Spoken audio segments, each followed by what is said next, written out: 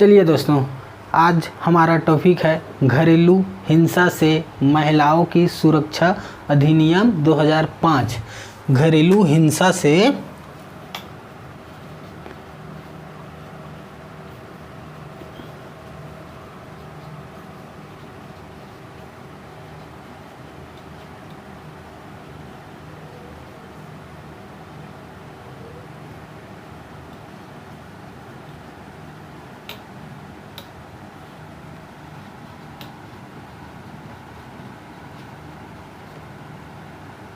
महिलाओं की सुरक्षा अधिनियम 2005।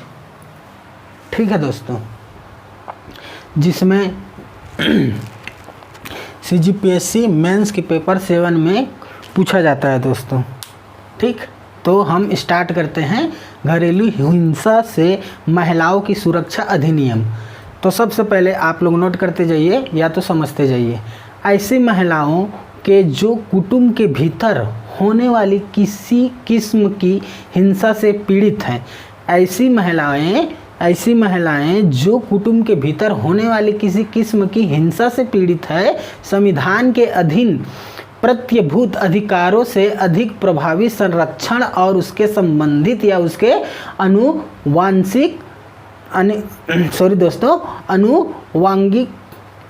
अनुवांगिक विषयों का उपबंध करने के लिए ये अधिनियम है दोस्तों।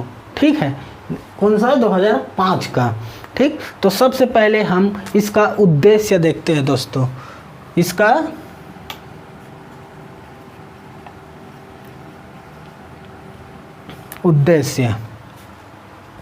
उद्देश्य में पहला पॉइंट, इसमें महिलाओं के मौलिक भावनात्मक, आर्थिक व सामाजिक व यौन शोषण से रक्षा करता है। ऐसी पीड़ित महिलाओं को मुक्त कानूनी सेवा प्रदान करता है। ठीक, और दूसरा जो है सेकेंड में है, इसका उद्देश्य पति पुरुष लिव इन पार्टनर या रिश्तेदारों द्वारा पत्नियों, महिला पार्टनर, बहनें, विधवाएं या माताएं पर किए जाने वाली घरेलू हिंसा से बचाना है। ठीक, अब तीसरा जो है आपका, तीसरा में घरेलू हिंसा अधिनियम 2005 के अंतर्गत उत्पीड़न को धमकी, चाहे वह शारीरिक, यौनिक, मौखिक, भावनात्मक या आर्थिक शामिल है। ठीक, और जो एक लास्ट लिख लीजिए, उद्देश्य का चौथा जो है लास्ट, विधि विरुद्ध दहेज की मांग के लिए महिला या उसके रिश्तेदारों को पीड़ित करना भी इस नियम के अंतर्गत आता है दोस्तों। ये याद रखिएगा दोस्तों, विधि विरुद्ध दहेज की मांग के लिए महिला को या महिला के किसी अन्य रिश्तेदारों को पीड़ित करना भी इस अधिनियम के अंतर रखा गया है। कौन से अधिनियम? घरेलू हिंसा से महिलाओं की सुरक्षा अधिनियम 2005 में। तो ये हो गया आपका 4 उद्देश्य दोस्तों। ठीक, अब हम देखते हैं इसका आवश्यकता। इसकी आवश्यकता क्यों पड़ी दोस्तों? इसकी आवश्यकता क्यों पड़ी?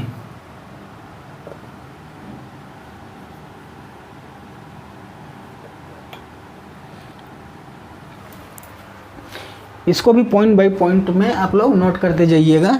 1 2 3 4 5 इस टाइप का, 1 2 3 4। ठीक ना। इसकी आवश्यकता वर्ष 2005 तक, पहला जो है वर्ष 2005 तक घरेलू हिंसा के पीड़ित के लिए सिविल न्यायालय में तलाक के आधार पर वह आपराधिक अदालतों तक ही सीमित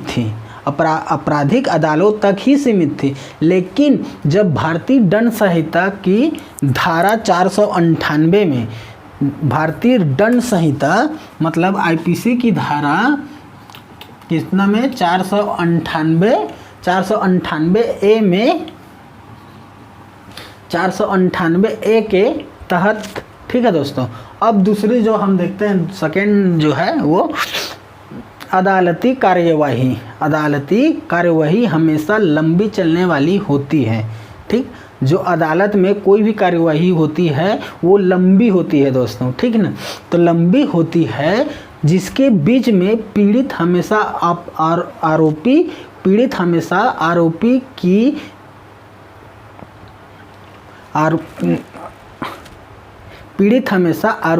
की दया पर निर्भर होती है। तो ये हो गया दूसरा। अब तीसरा जो है, विवाह से परे कोई भी रिश्ता मान्य नहीं था। विवाह से परे कोई भी रिश्ता मान्य में नहीं था। ये आपकी आवश्यकता के बारे में है दोस्तों, ठीक ना। अब चौथा जो है, ऐसी परिस्थितियों में महिलाओं के पास खामोश रहकर सहने के अलावा कोई चारा नहीं था। इसलिए हम महिला घरेलू हिंसा से महिलाओं की सुरक्षा अधिनियम 2005 में लाया गया दोस्तों, ठीक। अब इसका हम मुख्य अधिकार के बारे में जान लेते हैं। इसका मुख्य अधिकार कौन कौन सा है?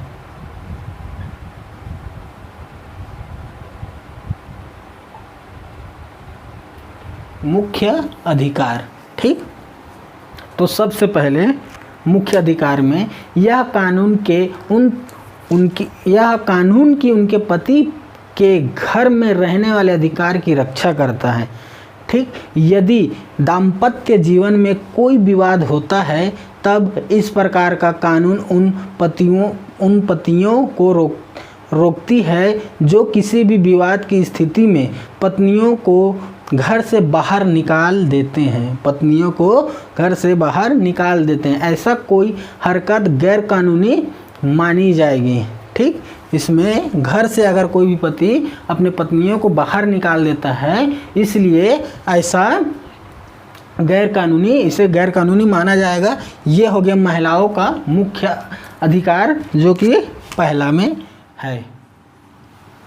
सेकेंड और एक थर्ड कर लीजिएगा दोस्तों, ठीक। सेकेंड में एक स्त्री जो हिंसा से पीड़ित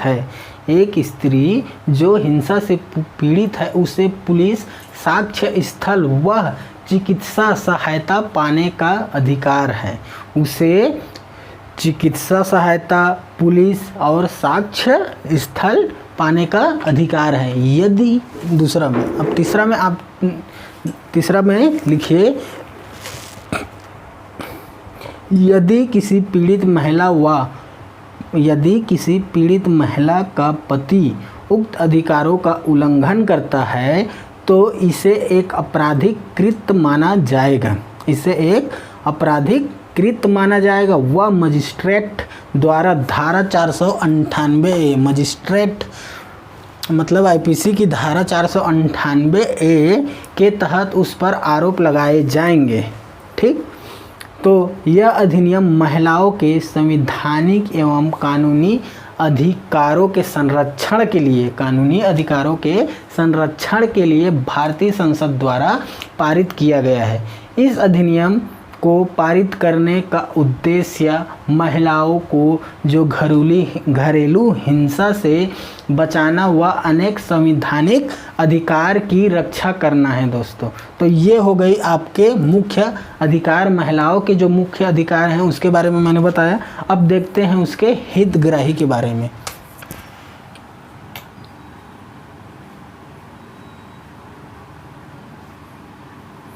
हितग्राही, ठीक। इसमें भी आप लोग पॉइंट बाय पॉइंट देख लीजिए, 1 2 3। इस अधिनियम की धारा 2 के तहत कोई भी महिला जो प्रतिवादी के साथ घरेलू संबंध में है या भागीदारी वाले घर में रहती थी, इस अधिनियम का लाभ उठा सकता है। मतलब एक बार और समझ लीजिए, धारा 2A के तहत, इस अधिनियम में जो धारा 2 है, ठीक ना, धारा 2A के तहत, धारा 2A के तहत कोई भी महिला जो प्रतिवादी के साथ घरेलू संबंध में है या भागीदारी वाले घर में रहती थी, इस अधिनियम के लाभ उठा सकता है। तो ये हो गया पहला। अब हितग्राही का दूसरा देखते हैं दोस्तों। बच्चों भी इस अधिनियम में आते हैं, वे भी अपने माता पिता के विरुद्ध घरेलू हिंसा जिसमें कि माता पिता के विरुद्ध घरेलू हिंसा जिसमें कि उन्हें शारीरिक मानसिक या आर्थिक उत्पीड़न दिया जा रहा हो उसे वो शिकायत कर सकता है। ठीक।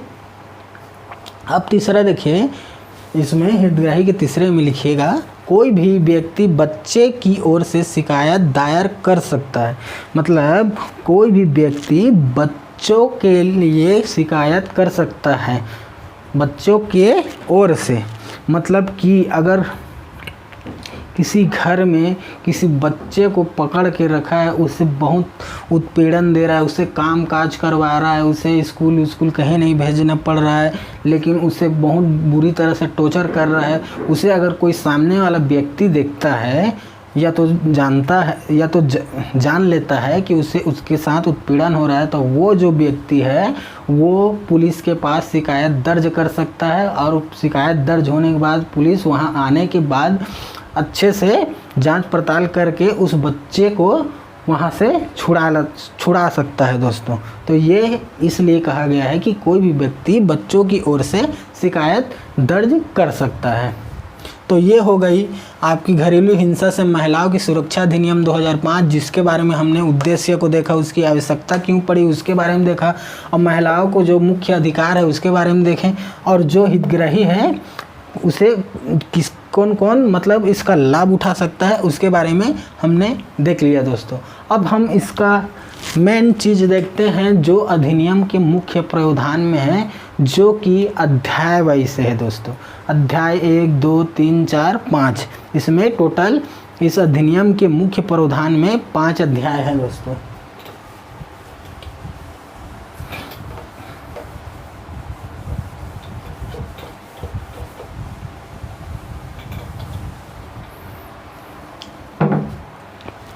इसमें टोटल मुख्य प्रावधान में 5 अध्याय है।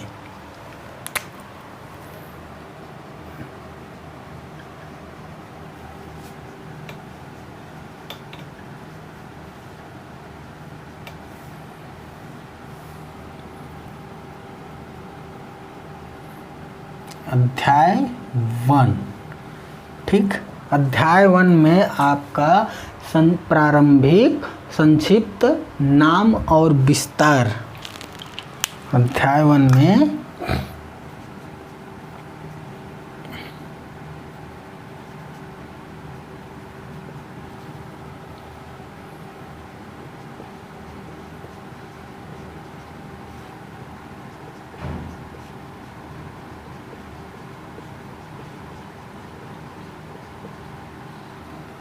ठीक, संक्षिप्त नाम और विस्तार। तो सबसे पहले आप हेडिंग डालिएगा यही, प्रारंभिक संक्षिप्त नाम और विस्तार। इसमें इसका विस्तार जम्मू कश्मीर को छोड़कर, ठीक,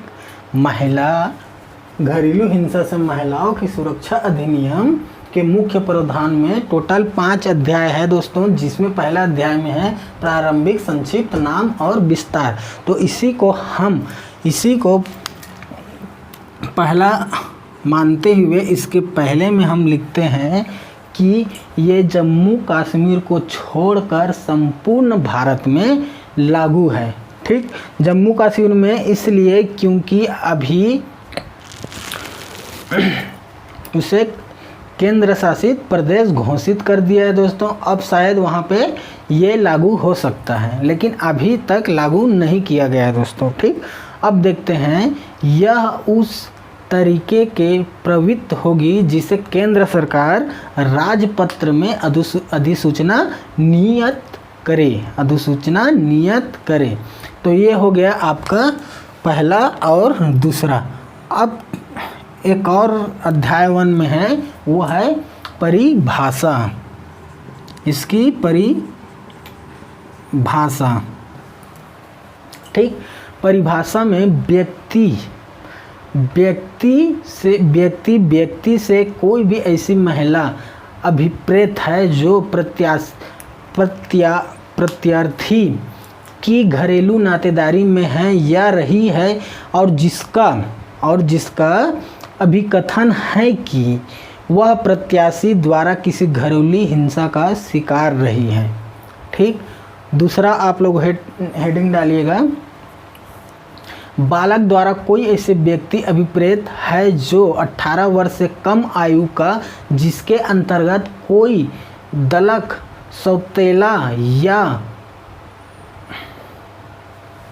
सौतेला बालक है। ठीक दोस्तों, तीसरा प्रतिकर आदेश के द्वारा धारा 22 के दो बंधनों के अनुसार अनुदत्त कोई आदेश अभिप्रेत है। ये हो गया दोस्तों। अब एक और लिख लीजिए, सेवा प्रदाता से द्वारा 10 की द्वारा 1 के अधीन रजिस्ट्रीकृत कोई व्यक्ति अभिप्रेरित है। ठीक, या तो दहेज का वही अर्थ होगा जो दहेज प्रतिबंध अधिनियम 1961 की धारा 2 है। तो ये हो गया हमारा दोस्तों अध्याय 1। अब अध्याय 2 जो है, ठीक ना, पहला क्या है, प्रारंभिक संक्षिप्त नाम और विस्तार, दूसरा इसकी परिभाषा देखें। अब अध्याय 2 दोस्तों, ठीक, जिसमें घरेलू हिंसा, उसके बारे में अध्याय 2 में देखते हैं।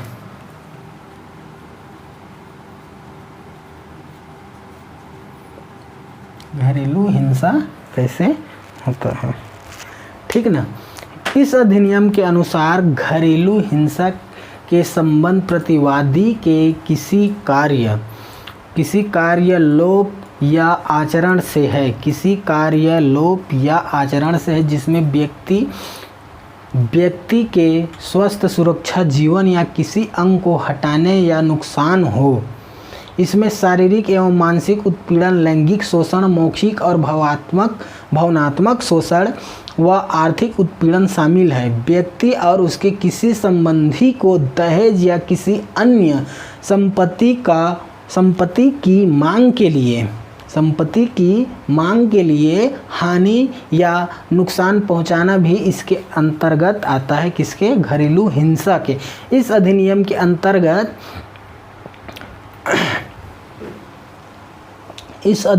अंतर्गत पत्नी ही नहीं, बहन, विधवा, माँ अथवा परिवार के किसी भी सदस्य पर शारीरिक, मानसिक, लैंगिक, भावनात्मक एवं आर्थिक उत्पीड़न को भी घरेलू हिंसा माना गया है। दोस्तों देखते हैं कि अधिनियम के अंतर्गत जो निम्नलिखित परिभाषा दी गई है उसके बारे में दोस्तों, ठीक है ना। मैंने तो अध्याय 2 में घरेलू हिंसा के बारे में बता दिया, लेकिन इसमें कुछ परिभाषाएं दी हैं, उसके बारे में देखते हैं। तो सबसे पहले आप लोग हेडिंग डालिए, पीड़ित व्यक्ति।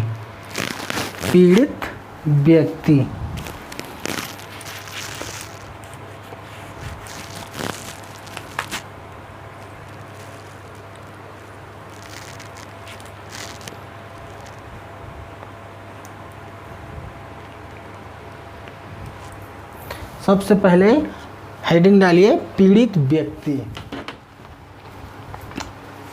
अब हम देखते हैं दोस्तों, इस अधिनियम के अंतर्गत निम्नलिखित परिभाषाएं दी गई हैं। तो सबसे पहले जो परिभाषाएं हैं घरेलू हिंसा के बाद में निम्नलिखित परिभाषाएं दी गई है। पहला परिभाषा, पीड़ित व्यक्ति दोस्तों, ठीक। ऐसा कोई महिला, पीड़ित व्यक्ति में ऐसा कोई महिला जिसका प्रतिवाही से पारिवारिक संबंध हो या रह चुका हो और उसको किसी प्रकार के घरेलू हिंसा से प्रताड़ित किया जाता है दोस्तों, ठीक है, वो पीड़ित व्यक्ति है दोस्तों, ठीक। अब हम दूसरा देखते हैं, घरेलू संबंध। घरेलू संबंध के बारे में दो व्यक्ति जो साथ रहते हैं या साथ गृहस्थी के एक साथ रहे और संबंध संयुक्त विवाह या गोद के लिए जाने के द्वारा या परिवार के सदस्य कर संयुक्त परिवार में रहने से होता है दोस्तों। ये हो गया दूसरा घरेलू संबंध। अब तीसरा हम देखते हैं दोस्तों, संरक्षण अधिकारी। संरक्षण अधिकारी क्या है? राज्य सरकार हर जिले में एक या जितने व एक या उससे अधिक जो कि जितने उचित समझे उतना संरक्षण अधिकारी नियुक्त कर सकता है, जहां तक वह अधिकारी महिला हो।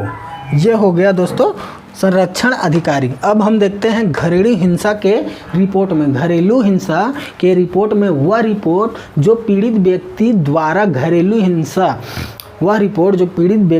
घरेलू हिंसा के सूचना देने पर एक विहित प्रारूप में तैयार की जाती है दोस्तों। वो हो गया विहित प्रारूप में तैयार की जाती है, वो हो गया रिपोर्ट। अब हम देखते हैं पांचवा, सेवा प्रदान करने वाली संस्था। जो सेवा प्रदान करने वाली संस्था है, जो सोसाइटी है, रजिस्ट्रेशन अधिनियम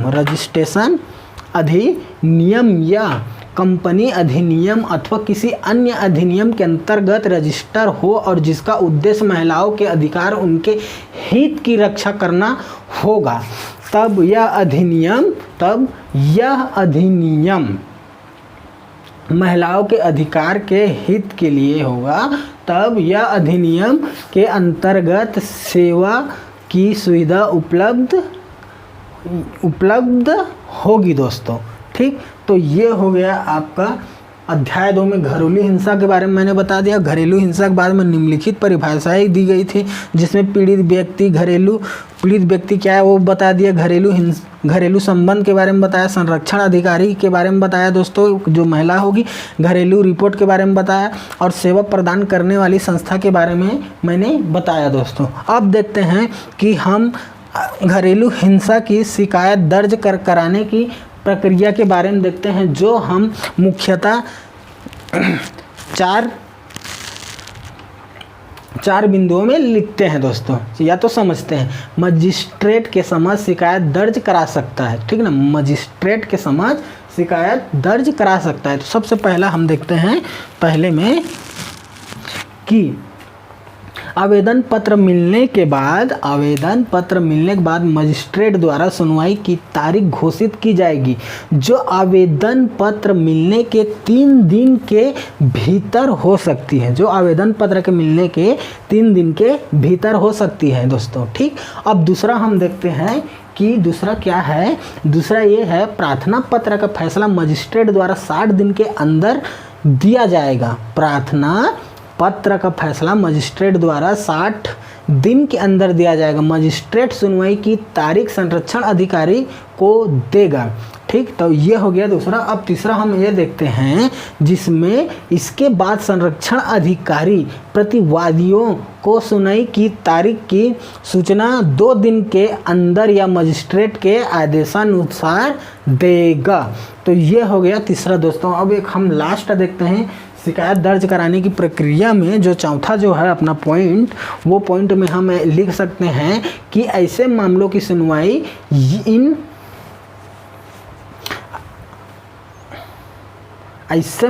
सुनवाई बंद न्यायालय में भी की जाएगी, मतलब कैमरा में की जाएगी दोस्तों। तो ये रहा आपका अध्याय 2। अब हम देखते हैं अध्याय 3, जिसमें संरक्षण अधिकारी, सेवा प्रदाताओं और मजिस्ट्रेट के कर्तव्य के बारे में दोस्तों। ठीक,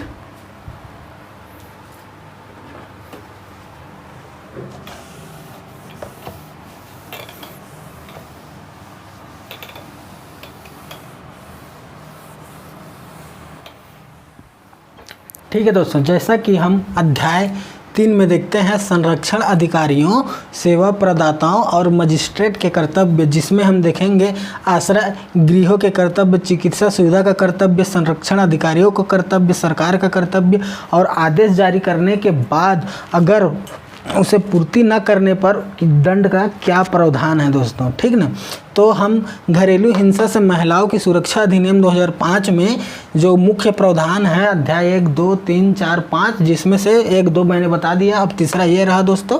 अब देखते हैं कि इसका क्या क्या कर्तव्य है।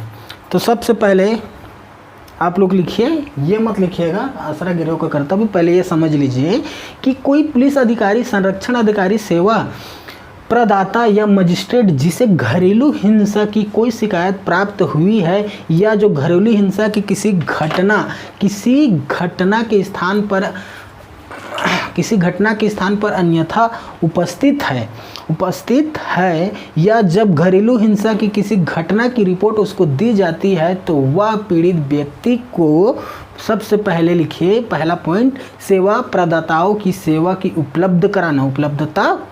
उपलब्धता की। दूसरा आप लोग लिखिए संरक्षण प्रदाताओं की सेवा की उपलब्धता की। तीसरा, विधिक सेवा प्राधिकरण अधिनियम 1987 को अधीन निःशुल्क सेवा के उसके अधिकार की। जहां कहीं सुसंगत हो भारतीय दंड संहिता आईपीसी की धारा 498A के अधीन किसी परिवार के फाइल करने के उसके अधिकार जानकारी देगा। तो ये रहा दोस्तों उसके बारे में प्रमुख प्रावधान। अब देखते हैं हम पहला, आप लोग लिखे आश्रय गृहों का कर्तव्य। ठीक, आश्रय गृहों का कर्तव्य, जिसमें यदि कोई पीड़ित व्यक्ति या उसकी ओर से कोई संरक्षण अधिकारी या सेवा प्रदाता किसी आश्रय गृह के भार साधक व्यक्ति को उसके आश्रय उपलब्ध कराने की अनुरोध करता है तो आश्रय गृह का भार साधक व्यक्ति पीड़ित व्यक्ति को आश्रय गृह का आश्रय उपलब्ध कराएगा दोस्तों। ठीक, तो ये रहा आश्रय गृह का कर्तव्य। अब हम देखते हैं चिकित्सा सुविधा का हमारा महिलाओं के लिए क्या क्या कर्तव्य है। जिसमें किसी चिकित्सा सुविधा के भार साधक व्यक्ति कोई चिकित्सा सहायता उपलब्ध कराने को कहता है तो वह व्यक्ति चिकित्सीय सहायता उपलब्ध कराएगा। अगर कहता है कराने के लिए तो कराएगा वह व्यक्ति। ठीक दोस्तों, अब देखते हैं संरक्षण अधिकारी का क्या क्या कर्तव्य है। ठीक, तो आप लोग पॉइंट हिसाब से लिखिएगा। सबसे पहला पॉइंट, इस अधिनियम में दिए गए मजिस्ट्रेट के कार्यों को पूरा करने में उसकी मदद करेगा। घरेलू हिंसा की शिकायत मिलने पर एक घरेलू घटना रिपोर्ट करे। संरक्षण अधिकारी को रिपोर्ट पुलिस या मजिस्ट्रेट को देगा। तीसरा, उत्पीड़न महिला को विधिक सेवा प्राधिकरण 1987 के अंतर्गत निःशुल्क विधिक सेवा उपलब्ध कराएगा। चौथा, पीड़ित व्यक्ति की चिकित्सा जांच कराएगी और रिपोर्ट किसके पास जाएगा दोस्तों? मजिस्ट्रेट के पास रिपोर्ट जाएगी। गैर सरकारी संस्था की सूची तैयार किए जो पीड़ित को निःशुल्क चिकित्सा सेवा तथा आश्रय गृह उपलब्ध कराएगा दोस्तों। संरक्षण अधिकारी का कर्तव्य हो। अब सरकार का क्या कर्तव्य है इसमें, उसके बारे में देखते हैं। इस अधिनियम के अंतर्गत केंद्र और राज्य सरकार को निम्नलिखित कर्तव्य दिए गए हैं। सबसे पहले अधिनियम के बारे में लोगों को जागरूकता करना, ठीक, और संबंधित अधिकारी को प्रशिक्षित करना, विभिन्न मंत्रालय संबंधित विभागों के बीच सामंजस्य स्थापित करना। और एक हम देखते हैं, जो पीड़ित निःशुल्क चिकित्सा, आश्रय गृह तथा विधिक सेवा उपलब्ध कराएगा। तो इतना कर्तव्य सरकार का है दोस्तों। अब आदेश को पूर्ति न करने पर जो दंड का प्रावधान है, ठीक ना, इस अधिनियम के अंतर्गत आदेश को पूर्ति न करने पर निम्नलिखित दंड के प्रावधान हो सकते हैं और हैं, हो सकते नहीं दोस्तों, और हैं। तो सबसे पहला आप लोग देखिए, ऐसा जो प्रतिवादी को अधिकतम 1 वर्ष की जेल अथवा 20,000 का जुर्माना या तो दोनों हो सकता है। 1 वर्ष की जेल अथवा 20 वर्ष की जुर्माना या तो दोनों हो सकता है। भारतीय दंड संहिता मतलब आईपीसी की 1860 की धारा 498A या दहेज निषेध अधिनियम 1961 के अंतर्गत आरोप लगाया जा सकता है। अगर कोई आदेश को पूर्ति न करने पर जो दंड है, अगर पूर्ति नहीं कर पा रहा है तो आप जो भारतीय दंड संहिता 1860 के धारा 498 के अंतर्गत दहेज निषेध आपराधिक 1961 के अंतर्गत आरोप लगाया जा सकता है दोस्तों। ठीक, अब संरक्षण अधिकारी द्वारा कर्तव्य की पूर्ति न करने पर ऐसे संरक्षण अधिकारी को अधिकतम 1 वर्ष या तो उससे भी 20,000 या तो दोनों का दंड हो सकता है दोस्तों। तो ये रहा हमारा अध्याय 3, जिसमें संरक्षण अधिकारी, सेवा प्रदाता और मजिस्ट्रेट के कर्तव्य के बारे में बताया, जिसमें आश्रय गृह का कर्तव्य, चिकित्सा का क्या कर्तव्य है, संरक्षण अधिकारी का क्या कर्तव्य है, सरकार का कर्तव्य, और आदेश को पूर्ति न करने पर जो दंड का प्रावधान है, जिसमें 1 साल और 20,000 का जुर्माना हो सकता है, या तो दोनों हो सकता है, या तो आप जो अगर शिकायत करने जाएंगे तो शिकायत करेंगे तो आईपीसी की धारा 1860 के तहत 498 ए के तहत, या तो दहेज अधिनियम 1961 के अंतर्गत आप केस दर्ज कर सकते हैं दोस्तों, आरोप मतलब लगा सकते हैं। तो ये रहा हमारा अध्याय 3। अब रहा मुख्य प्रावधान का अध्याय 4, जिसमें अनुतोषों के आदेश अभिप्राप्त करने के लिए जो प्रक्रिया है उसके बारे में, ठीक ना दोस्तों, जिसमें हम देखेंगे इसके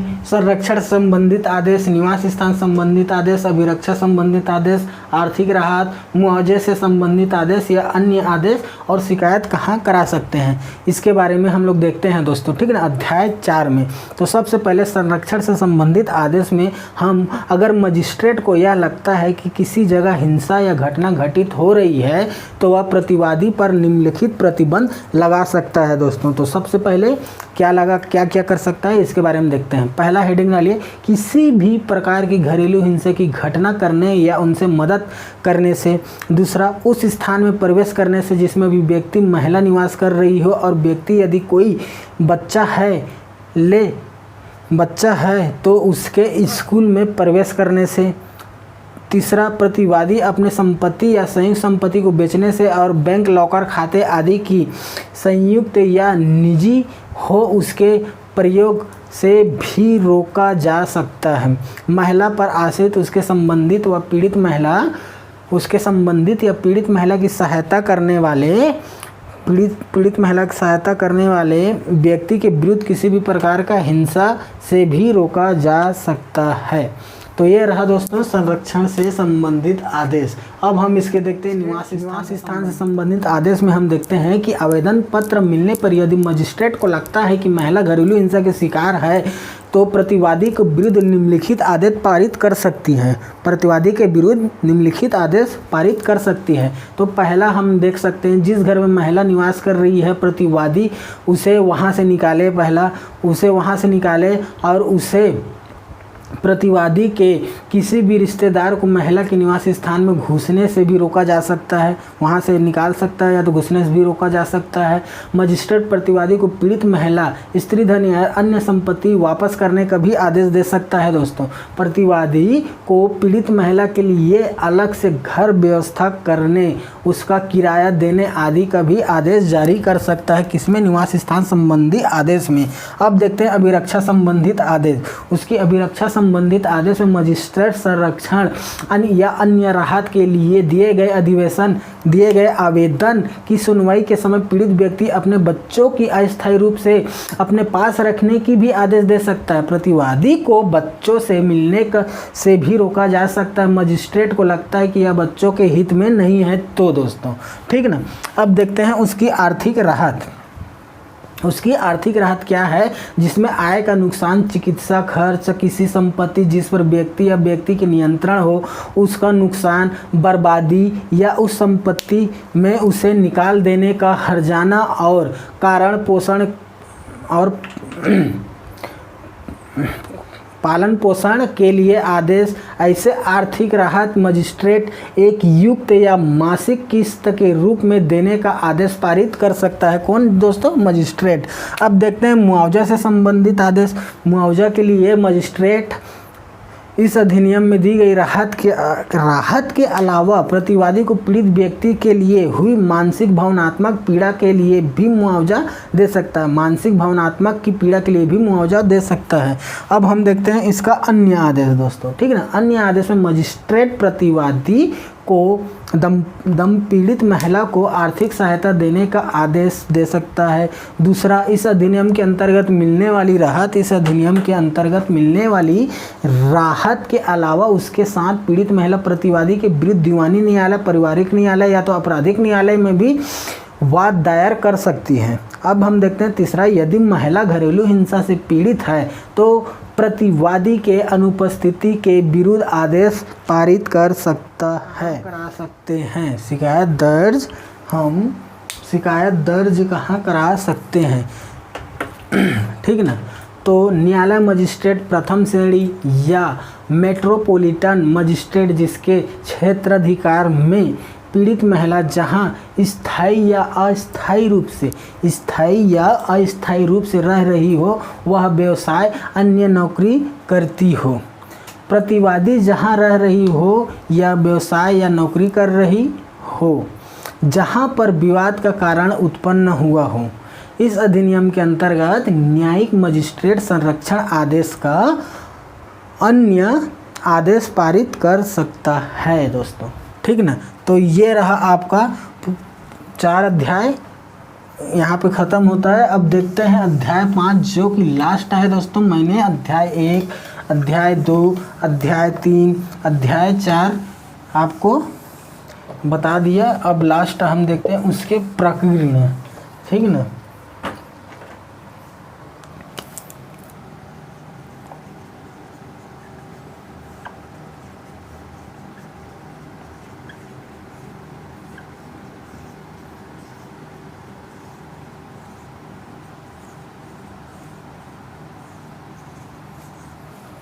इसमें 8 पॉइंट है, 8 पॉइंट समझ लीजिए, और जितने पॉइंट आपको लिखना है 4 से 5 ही, मिनिमम 4 ही लिखिएगा, ठीक ना। लेकिन आप लोग प्रकीर्ण में कम से कम 8 पॉइंट में से 4-5 ऐसे समझ लीजिएगा। संरक्षण अधिकारी और सेवा प्रदाताओं के सदस्य के लोक सेवा होना, ये रहा पॉइंट नंबर 1, ठीक ना, लोक सेवक होना। प्रत्याशी द्वारा संरक्षण आदेश के भंग के लिए शक्ति, ठीक। तीसरा है संज्ञान और सबूत। चौथा, संरक्षण अधिकारी द्वारा कर्तव्य निर्वहन न करने के लिए शक्ति, ठीक। पांचवा हम देखते हैं संरक्षण अधिकारी द्वारा किए गए अपराध का संज्ञान। छठवां, सावधानी पूर्वक की गई कार्यवाही के लिए संरक्षण दोस्तों, ठीक। सातवां जो है आप ये लिख सकते हैं कि अधिनियम के अन्य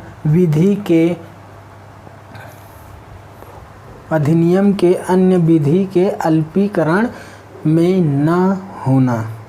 अब एक लास्ट आप लोग लिख लीजिए,